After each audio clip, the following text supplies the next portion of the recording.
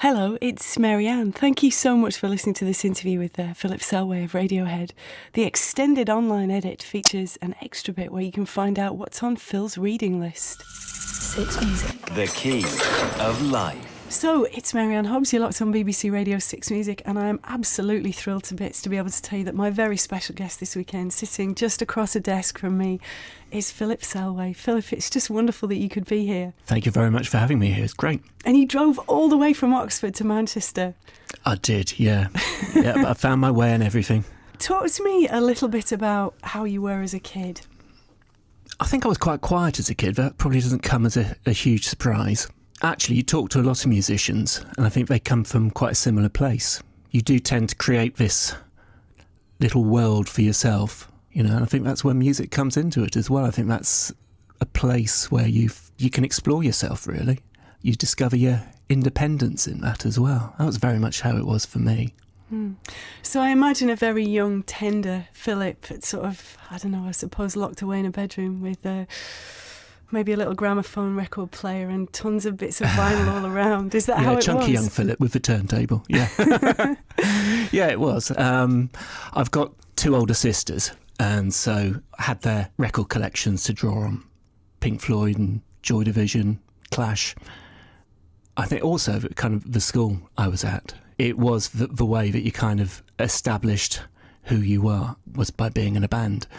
And a lot of good bands came through that school. Tell me a little bit about your very first band at school. What do you remember of that? The very first band at school was with two friends called Alex Hunt and Malcolm Edmonds, and we set up a band called Jungle Telegraph.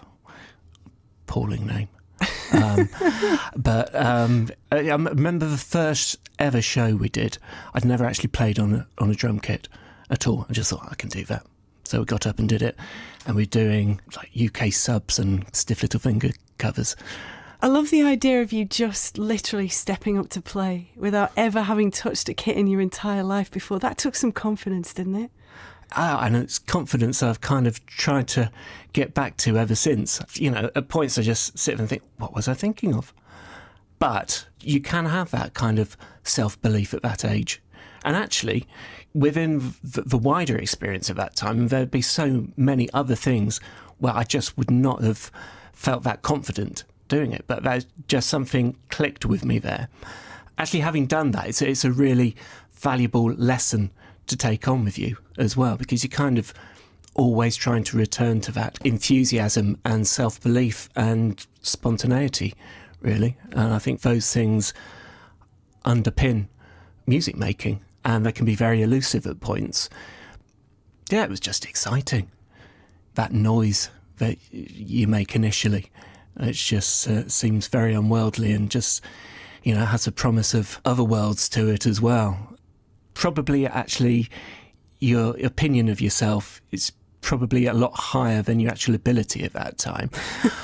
But you have that sense that this is something that speaks to you, and actually it's just felt like a way of connecting with people.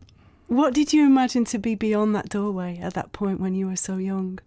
The bands at the time, Joy Division or The Clash, they just seemed to be projecting these experiences which were so at odds with kind of my life as I was growing up, which was a very nice life, very nice middle-class home counties life, particularly with something like a band like The Clash. For somebody, you know, progressing from Blue Peter via stamp collecting to music, stuck in Abingdon, I think it was just a whole window on another world, which just felt a million miles away from where I was. So tell me, from that point where you first stepped up and said, I'm going to play this gig, how did it unfold after that? Did you buy a kit? Did you begin to rehearse properly? How did you learn to actually play? I had a snare drum. That was it. That was the extent of my kit. So the other bits were kind of various bits of furniture or pots and pans, and didn't really have anything to substitute for a kick drum. So consequently, my kick drum technique has always been shocking as I've gone through a life of drumming. But that excitement that you get when you first sit behind a proper drum kit, which I seem to remember was my cousin's drum kit, that is just so exciting.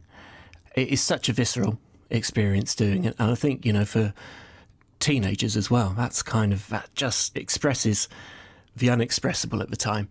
And I don't know, it just looks really cool as well. Sorry to be shallow, but it just does. After that, worked my summers and was fortunately able to save up enough to buy my first kit at 16. And, even at that point, I just remember thinking, I'm a bit old for this. Maybe I've missed the boat here. And, but, yeah, just that excitement of thinking, I'm there, I've arrived, I've finally got this kit. That was a great moment. I was in love. I need to talk to you a little bit as well, of course, about the beginnings of Radiohead. What do you remember about that time? I remember the very first time I played with any of a band. It was at a 24-hour musical non-stop jamming session, I suppose. And I came in about halfway through that, and Tom was playing, actually. And the first thing I remember, we sat down and played Dear Prudence together, I think. And that was my first kind of encounter with anybody in the band. I was in a higher year from everybody else. Ed was a year beneath me. Colin and Tom were 2 years below me, and then Johnny was, at the time, felt like way down the school after me. And, these people that I'd noticed around school, they've always been quite remarkable people. I think, we were all drawn to each other because we wanted to start a band. We were the musicians around at the time who could probably make that happen for each other. So that was the first one. And then I remember having a conversation with Ed down at the pub one evening.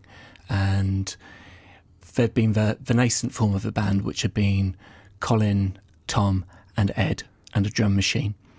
And they'd done a show, and from that point they were looking for a drummer. And so we kind of skirted around each other for the conversation, but then just very coyly said to each other, so do you fancy coming to rehearsal? And so we did. That was the beginning of 1986. Johnny was actually there, didn't really play anything at the time. That kind of all came together a bit more as the year went on. And there were other band members as well. At the time, it was kind of a fluid lineup at the time, but looking back, it soon coalesced into that kind of core five-piece. I always feel that with Radiohead, there is a remarkable sense of chemistry between the various different members of the band. Did you feel that in the first instance? I was really impressed with it. The material was good. It felt the material was kind of a cut above an all-school band, and there was kind of a push and pull to how we played, which was interesting. I think probably at the time we probably thought, we'll be playing Wembley Stadium by the summer, as you do. But subconsciously, you know that actually there's kind of something substantial going on creatively there. And then that's what gives it the legs, really. Six Music. The Key of Life. Philip, I have some questions here from our listeners. The first one comes from John Clark, who asks, who is your inspiration as a drummer, your primary inspiration? The first drummer I was really into was Stuart Copeland. And my first single was Message in a Bottle by The Police. Still not quite mastered the Stuart Copeland approach, but keep working at it. And then other drummers, John Bonham, Keith Moon, Mitch Mitchell's one of my kind of all-time favourite drummers, just incredible. He had it all there. So, yeah, lots of drummers out there. If I could be any one of them, it would be Mitch Mitchell, I think. Randomly Rabbit asks, if you hadn't been a part of Radiohead, is there one band that you would have loved to have been in? From a live experience, Blur. I remember seeing various festivals and other shows, just that energy that just came back off that. Talking Heads, that would have been a good one to be in. Would have been a fantastic band to be in, actually. Public Enemy or somebody like that as well. Or playing in the band. But I think Radiohead's a pretty good one to be in, so I'll stick there. No one else asks, Are there any drumming techniques that you could share with us? I'm assuming that may potentially be another drummer who's listening, actually, as I am. So I'm interested in any techniques you could teach us, Philip. Technique and my drumming, they're not two concepts that really go together in my head, I'm afraid. But the key thing to it is to listen and to be musical. If you're concerned about your chops when you're playing, you're not going to do that many favours to the song that you're playing, the piece of music that you're playing. All of those things are so important to practice those things, because they open up so many aspects of your playing. But ultimately, it is that dialogue between you and other musicians, and that's the bit to really focus in on and train your ear for. That's the bit that keeps you in the moment musically. That keeps the spontaneity there. John Clark's got a good question. He says, what's your favourite Radiohead album and why? Can I choose two? Yeah, go on. In Rainbows and OK Computer. OK Computer, I've just got so many vivid memories of recording that album. I can listen to a track like Climbing Up the Walls and I can visualise the room, the setting, the time of night that we recorded that. It felt very intense time for us, quite a heady time as well. I listen to that record and think, yeah, that's when we were actually really starting to get our stuff together as a band. So that one for those reasons. And in Rainbows, that felt like culmination of a lot of stuff in some ways for us. That was drawing on everything that we'd learnt, and I think it really captured what we do as a band really well. How does it feel, Philip, to actually be playing on stage with Radiohead? What goes through your mind? Well, I can think of one show in particular on all the touring that we did for King of Limbs. So this was in 2012, and we were playing a show in South Korea. It was a festival, and we'd never been to South Korea before, so we didn't know what kind of response we'd get, whether really anybody would know the music there.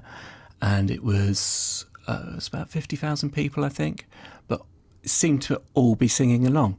And just that experience of looking out to people singing along to the material, not even their mother tongue, and just getting this kind of huge amount of energy coming back off the audience and just sitting there, just taking it all in, looking at everybody else, Tom and Ed and Colin and Johnny, and then there's Clive there as well, Clive Deemer, who was drumming with us as well. But just looking at those people, and short of sounding overly sentimental about this, but just remembering where it all came from. The fact that we were all at the same school, and there you are, thousands of miles away from that, with these people who know your material. That's one of those shows actually where everything just seemed to fall into place, where you have that understanding between you, that musical understanding, that result of having played together for a good couple of decades. So you've got that kind of innate musical understanding between you. That's a great place to be. Yeah. You have been accepted into people's lives on one level, and that experience then gets replicated around the world. What's your analysis of fame, Philip? Something that doesn't sit comfortably on Radiohead, I think. I mean, personally, and then collectively as a band, I don't think it's something that we've ever had an easy relationship with. I look at how Tom has handled it, being the much more visible face of all of that. I think he's done brilliantly with it. It's been fantastic to have the recognition for what we do. It's been very uneasy at points. You feel actually that's overtaken the central relationship that's fueling it all. People have very then fixed ideas of what you must be like as people and of what the band should be doing. And that's great that, people engage with it in that way. But I think it can be quite intimidating. There's part of you just thinking, I'm more than that. Really, I am. But it's enabled us to carry on making music for quite a fair few decades now. People who who are into Radiohead seem to give us a fair amount of rope, I think, creatively. So I think the fame is kind of not what drives it for us, but there is kind of there's an egotistical side of it that does want the recognition. Tell me a little bit about the solo project. You're clearly a man who still really loves a creative challenge, aren't you? Yes, I think for me, it's probably the same for all of us doing any projects outside of Radiohead. That's where you really get the chance to explore the bounds of what you can do musically. I'd always had this sense in me that there's a singer-songwriter trying to get out, and then you start doing it and you think, oh, who am I trying to kid? You know, and there'll be elements as you're going through working in a band like Radiohead where, you know, it takes on so many different kind of musical approaches. There are bits that you kind of skate over at the time. You just think, okay, I'd like to return to that and look at that in a bit more depth. I've been lucky with the people that have been around me as I've been trying to find how to sing. I'm starting to think, I'm getting to the point of thinking that I'm a singer too, but I don't know. I'm still getting to the point where I think I'm a drummer too, as well. So that's probably a lifetime's journey there as well. So it's a very important part of developing my own musicality, doing the solo stuff, and it all feeds back into what we do collectively as a band ultimately as well. You're always bringing new experiences back into it. I mean, we've just taken, how long is it, about 18 months away from it, and I don't think any of us have stayed static in between. And so, you know, when we get back together in the autumn, at that point we'll all be bringing those new experiences back into what we do. And that kind of immediately, that brings a whole new energy and drive to it. Absolutely. I mean, it feels really important, doesn't it, I suppose, to be continually revitalising that primary relationship with Radiohead too. Yeah, otherwise it's there's no point in doing it, really. You know, we could look at what we've done and think, well, we've done stacks more than we could have ever anticipated doing. Thank you very much. I'll pick up the gold carriage clock now and head off into the sunset. But there is always that sense that actually we've still got our best record in us yet to come. There's still a lot creatively that we can do together. That's really exciting to hear that. Do you think that the whole of the band feel the same way? I hope so. I'm sure we do, yeah, absolutely. Or else we wouldn't be, you know, even contemplating getting back to start up again. What's the form when you come back together in the late autumn? I mean, do you all come with a blank sheet and just see what emerges, or will there be a kind of agenda in place before you step back together? Somewhere in between, really. I'm sure there'll be material that we'll want to work on. I mean, there was material on the last tour that we were working on as well. But I think, you know, you just have to all learn to be in each other's orbit again as well. A year and a half, a lot can happen, different life experiences for people, and acknowledging that people will have moved on in that time as well. Philip, I would love it if you would choose just one song to play for our listeners this morning and tell us why you love it. Well, I'd like to choose a song called The Colour of Spring by Mark Hollis.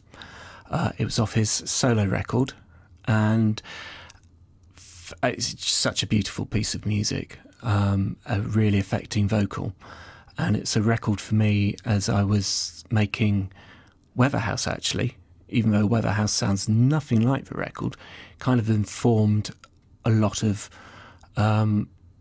decisions I made going through making my own record. You know, the way that she takes some very sparse elements in there, but all really strong elements. And actually, you know, you get to the end of that whole album, this track as well, and you really get that sense you've had this window into him. It makes a very direct connection, and it's a lovely one for a weekend morning as well. What about a book? Is there anything that you could recommend that we should really, really be reading, Philip? Books that I've read recently, the last book that I read was a book called The Skeleton Cupboard by Professor Tanya Byron, which was about her experience as a nascent clinical psychologist. And I find those books fascinating. I mean, just people who discover within themselves what it is that enables them to do this job, which they're setting out to do, which can probably seem quite far ahead of you at the time. And kind of ties into other books. You know, you look at biographies and autobiographies. As the composer John Adams, his book Hallelujah Junction, the first 100 pages of that is just how he kind of develops as an artist, or as the choreographer and dancer Twyla Tharp. How people kind of address those challenges and those kind of puzzles within themselves, but actually find what it is within them that they can then bring to what they've chosen to do. I find those books fascinating.